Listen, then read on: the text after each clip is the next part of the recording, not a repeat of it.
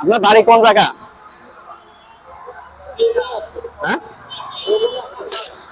রঘুনাথপুর। রঘুনাথপুর। আপনার কি জন্মের থেকে এরকম?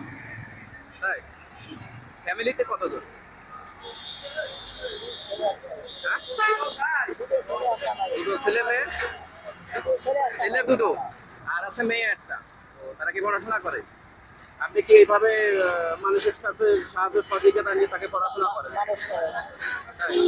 এমনি তো অন্য তো কোনো কাজ করার ক্ষমতা নেই নাকি? ও, তা করে কি সে?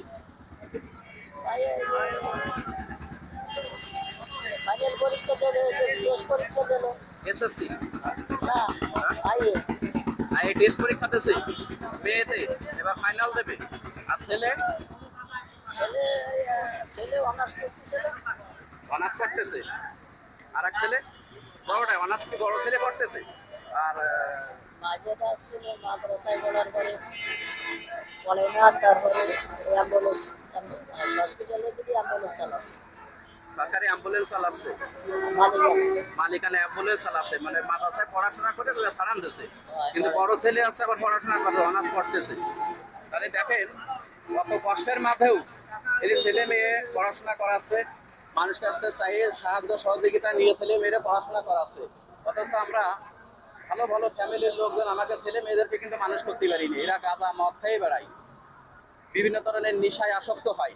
অথচ এই এত কষ্ট করেও যদি ছেলে মেয়েকে মানুষের মতন মানুষ করার চিন্তা ভাবনা করতেছে এবং সেই লাইনেই চলে গেছে। এনার বড় ছেলে আছে বিএ অনার্স করে এবং মেয়ে আছে আইএ এবার first year, IA first year.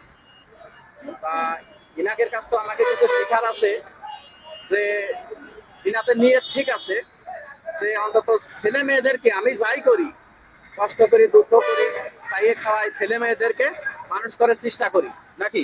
এই আছে আপনাকে নিয়ে।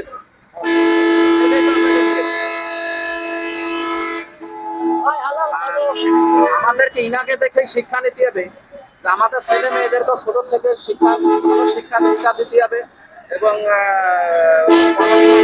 মানুষ করতে হবে, স্কুলে ভর্তি করতে হবে এবং তাদেরকে সবসময় গাইডলাইন দিতে হবে যাতে ভালোভাবে পড়াশোনা করেন, মানুষের মতো মানুষ হতেই পারে। তাহলে আমি তোর প্রস্তাব এটা তোর প্রস্তাব আপনারা দিই, বাড়ি নিয়ে যান, সবাই নিয়ে খেয়ে। টাকা দিয়ে যান, আমি কালকে কিনে নেবো। হ্যাঁ, কালকে বাসায় যাবো। কালকে বাসায় যাবেন?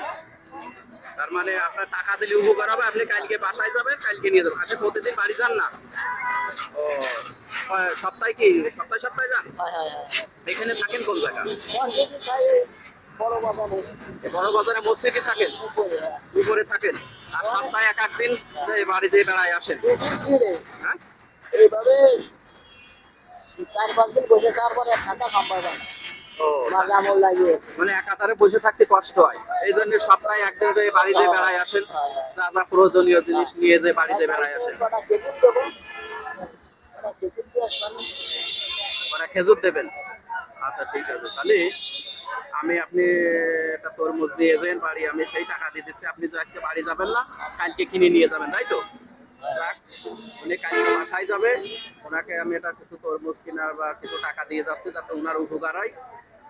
ঠিক আছে দর্শকরা, এই ভিডিওটা যদি ভালো লাগে বেশি বেশি লাইক শেয়ার ও কমেন্ট করে দিয়েন এবং সামনে যাতে আরো ভালো ভালো ভিডিও বানাতে পারি এজন্য আমাদেরকে দোয়া করবেন। ধন্যবাদ আপনাদেরকে। দাঁড়ান, আমি এনাকে কিছু টাকা দিয়ে দিই।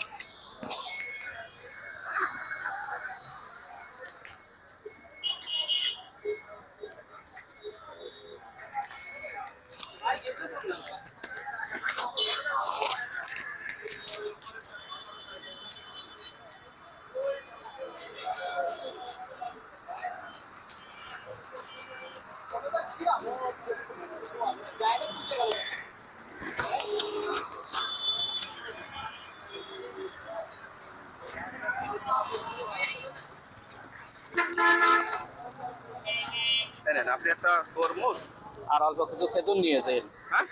আপনি সন্তুষ্ট হয়েছে? হ্যাঁ, যাক, আমাকে জন্য দোয়া করবে যাতে সামনে আরো ভালো কিছু করতে পারি।